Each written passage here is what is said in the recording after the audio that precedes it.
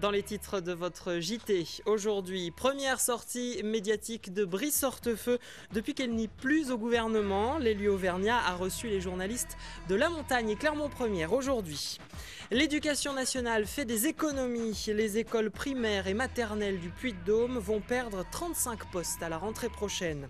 Enfin, les rugbymen de l'ASM qualifiés pour les demi-finales du Challenge européen après leur victoire hier soir face à La Rochelle.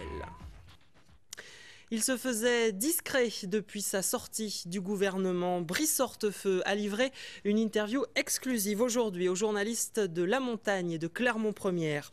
L'ancien ministre de l'Intérieur est revenu sur son attachement à l'Auvergne et sur son siège de député européen qu'il compte bien occuper malgré un recours intenté par un proche du député de l'Allier, Jean Malo.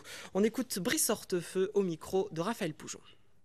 Le fait de ne plus être au gouvernement, cela me donne davantage de temps pour me consacrer à l'Auvergne, pour me consacrer à ma région. Je le faisais sur le fond des dossiers, mais maintenant je le ferai en étant physiquement beaucoup plus proche.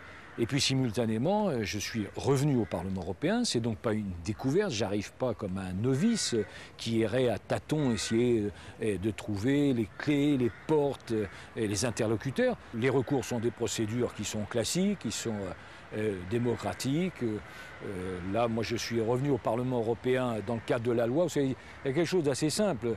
Quand on sert son pays, quand on est dans l'exécutif de son pays, la conséquence, quand on quitte le gouvernement, ça ne doit pas être précisément qu'on ne retrouve pas le mandat auquel on a été élu. Les électeurs avaient décidé que j'étais élu au Parlement européen. J'ai eu l'honneur de servir mon pays en étant au gouvernement. Maintenant, je ne suis plus au gouvernement et donc je vais exercer le mandat pour lequel les électeurs ont exprimé un choix. Voilà, et vous pouvez retrouver l'intégralité de cette interview sur le site internet de Clermont-Première et également dans les colonnes du quotidien La Montagne dès demain. Autre info politique du jour, le Parti communiste a fait son choix. Les instances nationales du PCF préfèrent Jean-Luc Mélenchon à André Chassaigne pour représenter le Front de gauche à la présidentielle de 2012.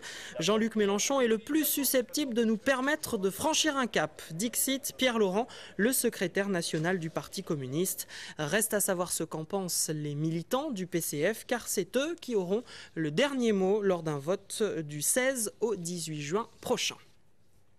L'heure est aux économies dans l'éducation nationale. Les écoles primaires et maternelles du Puy-de-Dôme devraient perdre 35 postes à la rentrée prochaine, essentiellement des emplois d'assistants en langue et en informatique. L'annonce a été faite aujourd'hui lors du comité technique paritaire. Les syndicats se disent inquiets pour l'avenir de l'école dans le Puy-de-Dôme. Ariane Monfray et Maxime Giraud. À la rentrée 2011, le Puy-de-Dôme devrait dépasser la barre symbolique des 50 000 élèves. Dans le même temps, il va falloir se serrer la ceinture et rendre 35 postes afin de faire des économies. L'inspection académique affirme que le nombre d'élèves par classe devrait rester quasiment identique. L'inspecteur d'académie du Puy-de-Dôme n'a pas souhaité organiser son retrait d'emploi dans les classes, c'est-à-dire dans la relation qu'il y a entre les maîtres et les élèves. Sur les situations d'éducation prioritaire, nous restons très fortement présents. Et nous avons des situations qui méritent une attention. Et donc, les professeurs le savent, j'y suis très attentif. Du coup, les suppressions de postes ont été appliquées ailleurs, réorganisation des remplacements et réduction de moyens dans certains établissements médicalisés et pour certaines activités. Postes disons d'aide et de soutien dans le cadre des nouvelles technologies, de la documentation, postes également dans le spécialisé. L'école de Billon, en grève une partie de l'année, a vu sa demande de classe maternelle supplémentaire validée. En tout, l'inspection académique a prévu 18 ouvertures, dont une régularisation, et une soixantaine de fermetures de classes pour la rentrée 2011. Et précisons que le comité technique paritaire d'aujourd'hui n'était qu'une première étape. Des réajustements pourront être réalisés au mois de juin et à la rentrée de septembre. Image pour le moins insolite à présent. C'était ce matin sur le parvis du Parc des Sports Marcel Michelin. Vern Cotter, l'entraîneur de l'ASM Clermont-Auvergne, a fabriqué du Saint-Nectaire selon la méthode artisanale. Vern Cotter était accompagné dans sa tâche par le patron des fromageries Dichamp, Jean-Luc Dichamp. Une action qui entrait dans le cadre des festivités pour le centenaire de la société Dichamp. La fromagerie a en effet démarré en 1911 quand le grand-père des actuels dirigeants a repris un commerce de fromage à Clermont. Et on reparle de l'histoire de la société Dichamp juste après le JT. Jean-Luc Dichamp sera notre invité. Et si Vern Cotter faisait du fromage aujourd'hui, hier soir, lui et ses joueurs n'ont pas fait de quartier. L'ASM Clermont-Auvergne est allé s'imposer 23-13 face à La Rochelle en quart de finale du Challenge européen. Résumé de cette rencontre avec Grégory Gomez.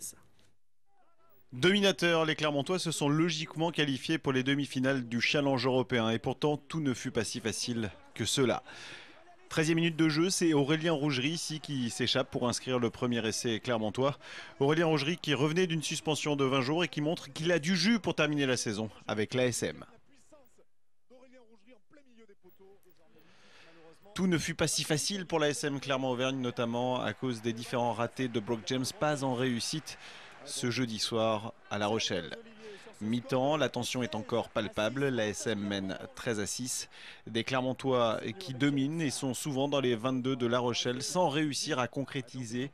Trop de maladresse comme ici, les Clermontois perdent une nouvelle fois le ballon. Ballon rapidement éjecté vers Gogo. Et le 3/4 centre, Rochelet va donner ce ballon à l'arrière maritime. Goussen, accélération de Goussen et course de près de 80 mètres pour l'arrière Rochelet. Il prend bien l'intérieur et mystifie Benoît Babi sur cette action. La Rochelle qui revient à égalité des Clermontois à 17 minutes de la fin du match. Mais les Clermontois continuent à dominer sur cette action. Pas de maladresse pour Kini Muri Valou qui inscrit l'essai de la victoire. La SM Clermont-Auvergne est qualifiée pour les demi-finales du Challenge européen. Et en demi-finale, l'ASM jouera de nouveau à l'extérieur face au vainqueur du match Montpellier-Stade Français, match programmé ce soir. À noter également que Benoît Babi, l'international de 27 ans de l'ASM, va bientôt quitter l'Auvergne. Benoît Babi vient en effet de signer pour 3 ans avec le Biarritz Olympique. On reste à l'ASM, mais pour parler d'une autre discipline sportive. Un tournoi de tennis fauteuil est organisé durant tout le week-end au complexe de la Gautière. Cet événement fait partie des festivités pour le centenaire de l'ASM. Et c'est aussi l'occasion pour le club de montrer son implication dans le handisport. Valérie Guinard. 17 joueurs, garçons et filles, vont pendant tout le week-end en découdre sur le court dans cette discipline plutôt méconnue, du tennis fauteuil. Les règles sont exactement les mêmes que chez les valides, à une petite exception près. Ici, les joueurs ont droit à 2 rebonds, ce qui laisse un petit peu plus de temps pour se replacer. Le déplacement. Le déplacement, c'est très dur et très important. Il faut faire un pivot du bon côté, il ne faut pas se tromper. Bon, bien sûr, après, il faut avoir le geste qui va avec, quoi. Mais si on a un mauvais déplacement, on aura un mauvais geste aussi à la sortie. Cela fait 2 ans que l'ASM a ouvert cette section tennis handisport. Pour le moment, il n'y a que 6 joueurs, 3 compétiteurs chevronnés et 3 qui feront là leur tout premier tournoi. Mais cette discipline rentre totalement dans la politique de l'association. En fait, la section handisport est vraiment transverse, c'est-à-dire que tous les sports peuvent y adhérer. Donc actuellement, il y a de l'athlétisme, il y a du judo, il y a du rugby fauteuil. Donc toutes les sections qui veulent proposer une pratique handisport, à partir du moment où il n'y a personne à côté qui propose déjà cette activité, ils nous aident vraiment. Le tennis fauteuil est un sport peu médiatique, donc peu connu, mais ce week-end, l'ASM va essayer de changer la donne en faisant découvrir cette discipline. C'est pour ça que le tournoi est ouvert au public et est totalement gratuit. Retour en enfance pour terminer ce JT. Dimanche après-midi à 17h, le Zénith d'Auvergne accueille le spectacle Scooby-Doo et les fantômes magiques, adaptation du célèbre personnage de dessin animé. Voici un extrait de ce spectacle, regardez. J'arrive pas à dormir, Samy. Eh ben t'as qu'à compter les moutons, ça marche à chaque fois. Allez, bonne nuit Scooby. Un mouton. 2 moutons, 3 moutons, 4 gigots, 5 méchouis, 6 autres côtes, 7 drumsticks. Ah, Samy, j'ai faim. Nous les fantômes, on les bêtes et méchants, faire très peur, ça nous éclate, on trouve ça marrant. Voilà pour le journal de ce vendredi 8 avril. À suivre dans le direct les prévisions météo, l'invité du jour et puis notre dossier spécial incinérateur. Toute l'actu locale est aussi en ligne. Retrouvez votre JT sur clermontpremière.com.